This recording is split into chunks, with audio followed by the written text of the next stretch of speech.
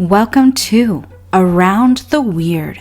Here's your host, the museum curator of the strange and unusual, Mr. Nothing. Thank you, mysterious voice, and welcome back to Around the Weird, a booktube channel where I talk about all the unusual and out of the ordinary literature that I have found in my travels.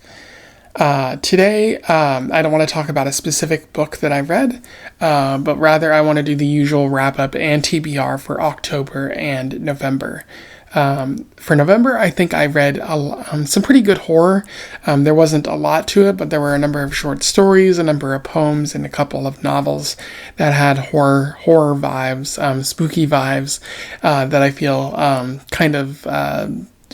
made my hair stand up on edge, gave me the chills, which is what you want all good horror to do. So I think I picked some good reads, there were some that weren't that scary, but still stood out to me in some way. And I'll talk more about that when I get into it.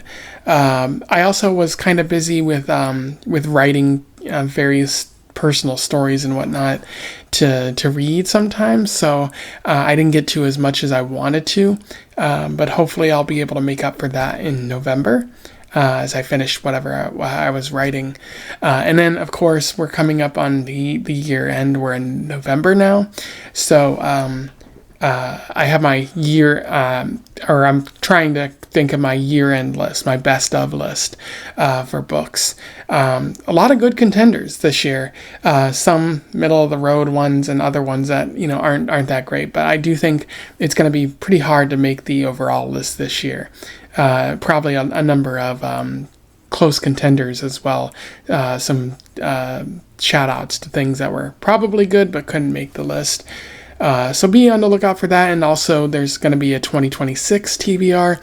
Hopefully I'll be able to get to a number of books before the world ends, or before the Trump administration makes reading illegal, which they probably wouldn't do, but they are engaging in a lot of terrible things. So why wouldn't they also try to do that? Who knows? So make sure if you're agreeable to such things and not a terrible human being, make sure you try to fight this administration in any way that you can. Not to get political on here, but we're talking about art, which is inherently political. So just deal with that. But without further ado, let's talk about the wrap up and TBR, and then we'll move on from there. So what did I read in October? There were a number of books, including Death Note Volume 7, as well as Volume 8. I thought Volume 7 was amazing, a great way to sort of end the main sort of L-based arc. Although with Volume 8, it was kind of fun, but also kind of weak, in that Nier and Mellow aren't really on the same level as L. So Light has some competition, but it's not as interesting as when L was running about and challenging him. So hopefully it gets better, but at the same time, it does feel like the natural story finished there, and there's not much reason to continue on. But there's only like 4 or 5 more volumes left, so I might as well kind of make my way through the end of the series and see how Tsugumi Oba ends it. I also read I Am Not Starfire, which was a comic book set in a the DC universe, telling the story of Starfire's daughter. I thought it was a very interesting sort of superhero origin story. But it comes off a bit cliche because the story seems to be about how the daughter does not have superhuman abilities, and that'd be an interesting kind of lead to follow. But eventually she gains powers, and it's just like, okay, sounds fine. I don't really care for it much, but it's not bad, but it's also not really good. And then related to that, I also read Loquita, which was also another superhero origin story, but there wasn't a lot to write home about it. It wasn't really that great, so I forgot about most of it. And then I also read Stephen King's Pet Sematary, which I thought was pretty rad. Probably the best of the month for the stories that I read. I really enjoyed the monkey paw-esque story, about a man who, plays God and suffers the consequences. I do think it's kind of a slow burn. It takes a while for things to develop, but when Stephen King, gets to the point where he fires the gun, so to speak, it's really hard hitting. So I really enjoyed it, and I really like Judd. Is it? It's not Judd. I'm forgetting his name, but the main character's friend. Pretty interesting character, really wholesome, and I really loved it as well. So definitely recommend Pet Sematary if you haven't already read it, or if you're looking for a place to start with Stephen King, because I was having trouble really getting into Stephen King, but Pet Sematary is a good place to start. I also read The Witching Tide, which was just okay. It kind of had the same vibes of Everyone Knows Your Mother is a Witch, except it didn't really have the punch that I felt that book had. So kind of forgettable, and not much to really talk about there.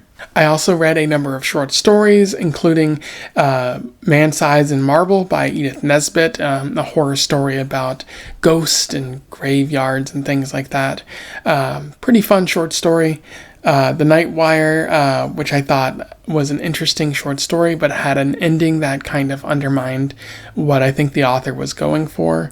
The White People by Arthur Mansion, which I thought was boring for the most part, and then The Monkey's Paw, which I thought was great, probably the best of the month. Again, very much kind of like an inspiration for Pet Sematary, and a really horrifying and very tense ending as the main character tries to prevent his wife from opening the door and seeing if their son is still alive because of all the implications that would bring.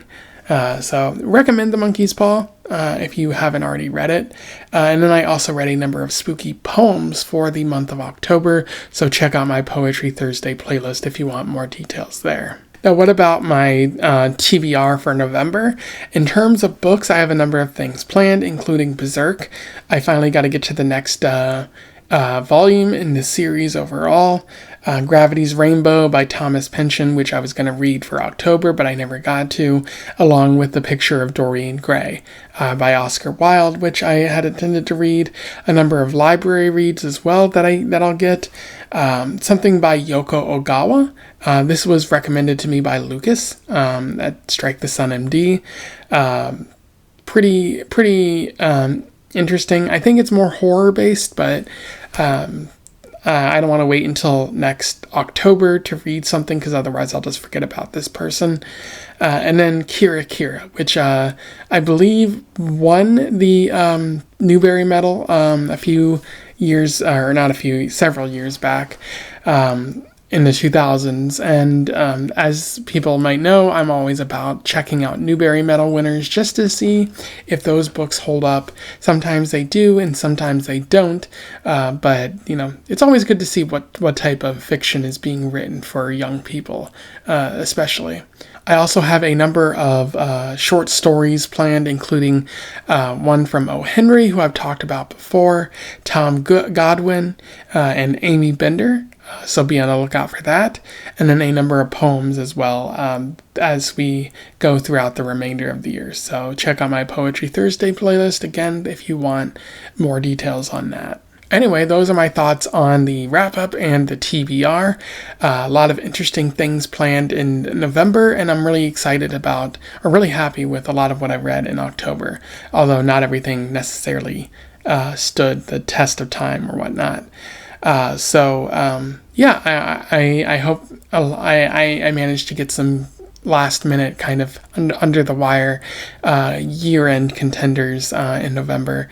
But if you have any recommendations for me or anything like that, or you simply want to comment on what I said already, if you have your own perspective on these books, let me know in the comments below. I would love to hear from you, especially if you have any recommendations for me. Other than that, don't forget to like, share, and subscribe so that more people can find out about this channel or some of these books that they don't already know. And until then, I wish you the best of luck in your weird and November-based travels. Farewell.